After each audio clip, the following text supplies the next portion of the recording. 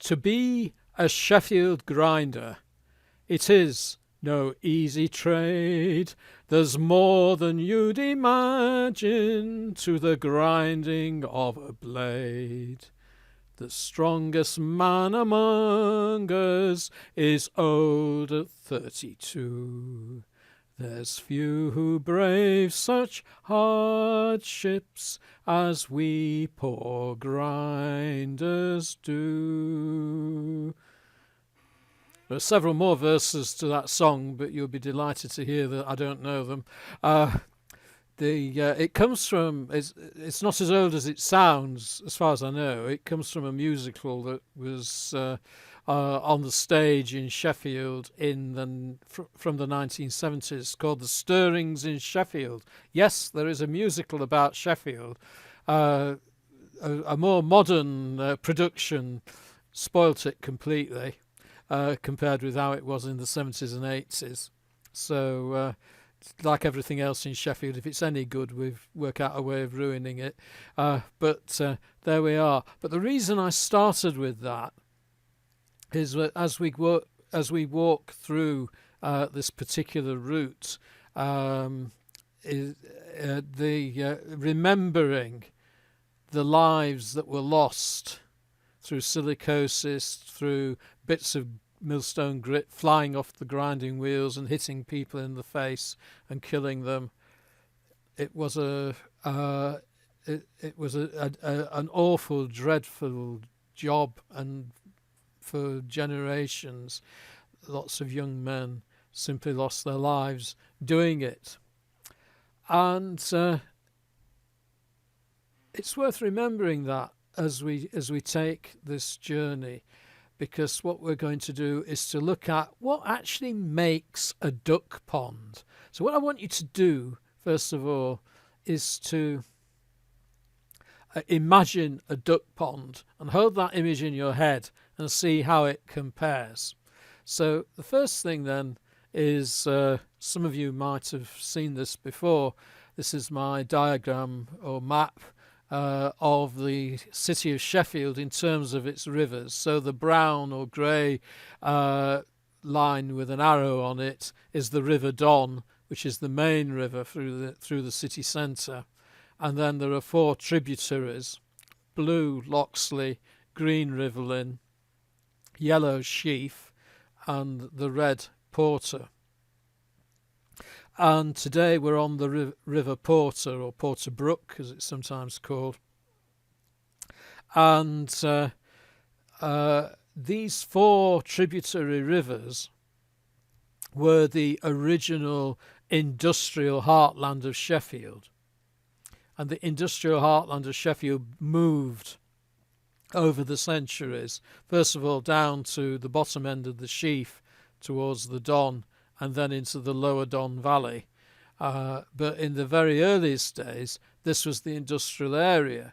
And I think probably if you had walked around that area, you would have almost thought of it as rural. I don't think there was much in the way of housing along these rivers, but there was a lot of industrial infrastructure, and that's really what we're going to look at. So let's have a look at another map. This is the map that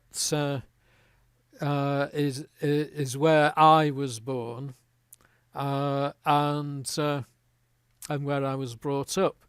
And it's a place called Hunter's Bar. If you look towards the bottom of the map, you'll see a circle, which is the roundabout at Hunter's Bar, and you'll see a photograph of that in a few moments. The pink line is the route that my mother and I took when we went to the duck pond. So that we start in the bottom left, and we came from home, which was some distance off to the left of the map, and we walked around the roundabout, crossing over Ecclesall Road, and then you see the pink line moves further up, and we're now in the park. So all the rest of this map is in the park, and we follow the pink line. It crosses the river once, and then crosses it a second time, and then you see that it crosses it a third time, and we end up at the duck pond, where you will be unsurprised to hear, we fed the ducks. I've no idea how many times we did that.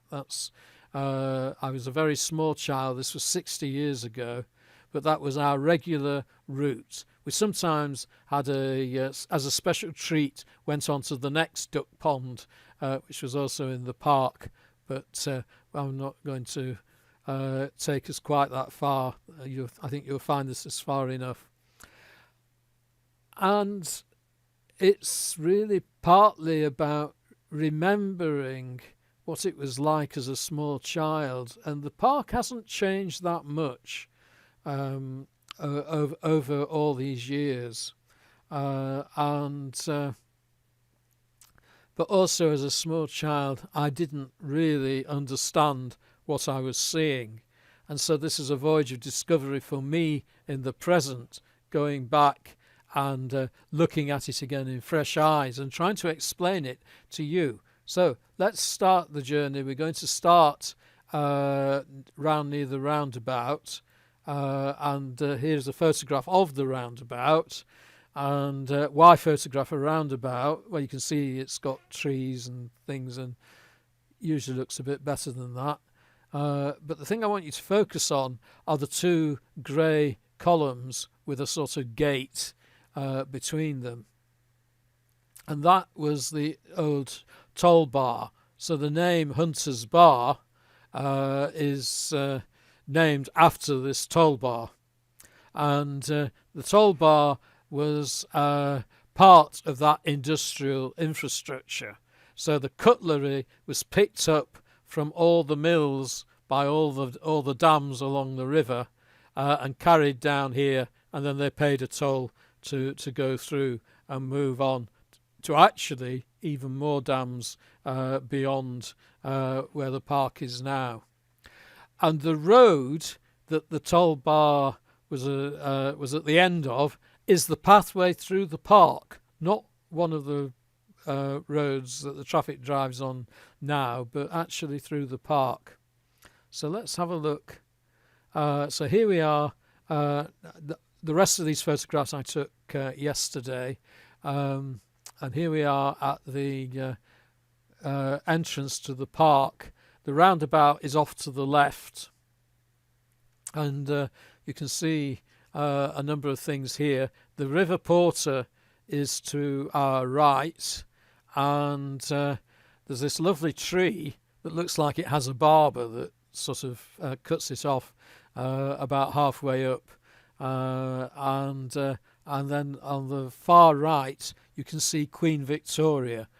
She moved there from Pinstone Street in the city centre, probably around about in the early years of the 20th century, and she's been there ever since. She doesn't do a lot these days, but she keeps an eye on the gate just in case.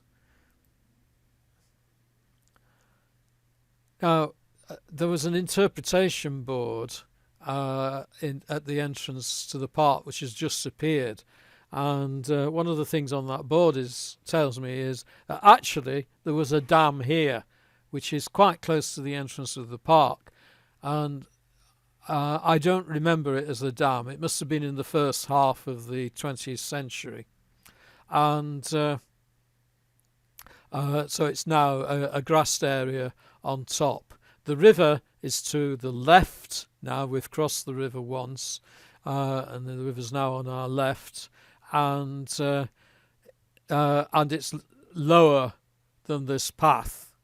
So the dam was above the river, and this is a really important point. There are 6 existing dams on the river going upstream from here, and a few other dams that are being filled in. There's 2 or 3 of those, but every one of the existing dams and this one here is above the level of the river. And this may seem to be counterintuitive. You'd expect a pond to be a sort of dent in the land that's filled with water, but actually all these dams right the way up the Porter are above the river, and I shall be explaining why that is. and you can see this was called the Endcliffe Dam. Now here we are approaching the next dam, which I found out from the interpretation board yesterday is called Home Wheel. So I'm still learning things. Over 60 years, I'm still finding out things about this area. And the water in front of us is the River Porter, and it runs under the bridge on the right.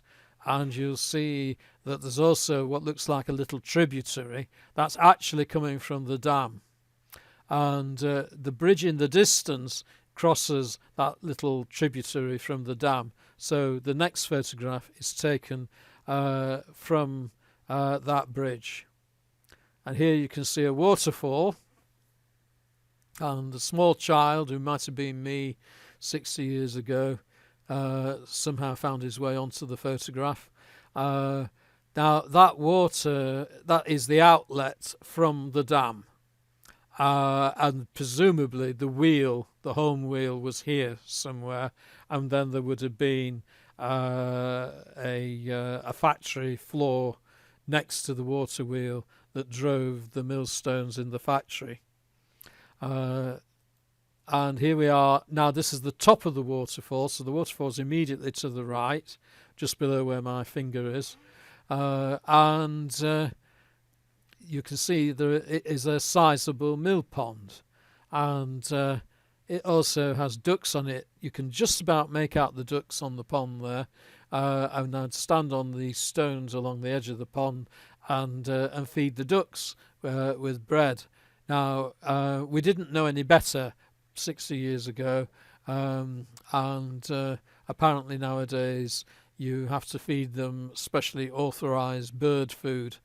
Quite why this is beyond me, because it didn't seem to do the ducks any harm back 60 years ago, and they're still here now, so draw your own conclusions. It was a very overcast and damp day, and we're under lockdown as well. But the park was full of people. I had to wait quite a long time to get as clear as this, including small children running under my feet and irritating me a bit, until I thought, well, hang on. I was one of those 60 years ago and probably irritated people then. So, and it has always, this pond has always been a magnet for families and small children. And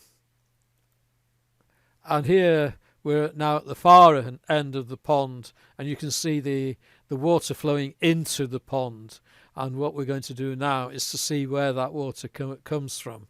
And basically the tunnel runs off to the left underground there, but it emerges here. And here you can see the mill race. It's a relatively short mill race, which is the water that you can see, and then the length underground. And you can see the big stone sort of gate at the far end, and the water comes in under that. You'll see that more clearly in a moment. This is looking back, so what we've just seen is behind me. And if you look in the distance, you can just make out Home Wheel Pond in the middle distance. And now here we are on the other side of that stone, where the water flows into the mill race. And here you can see where the water goes as it goes underground. And then finally, you can again see the big stone there. And the weir across is there to build up a head of water so that the water flows along the mill race as well as over the weir and on following the path of the river. So what happens then is that the water goes into the mill race on a level, and then the level of the river drops and carries on dropping, and it's well below the height of the dam, but the water goes along the mill race into the dam, and then it flows out through the waterfall that you saw and back into the river. And it's that diversion of the water and keeping it on the same level that gives you the kinetic energy to drive the wheels. None of this I understood when I was 6. I probably hardly understand it now, but it's great to be learning and seeing more in the place where I was brought up. And I hope that gives you some idea of what was going on way back 200 years ago when I was a small child, and what's going on for me now. Thank you.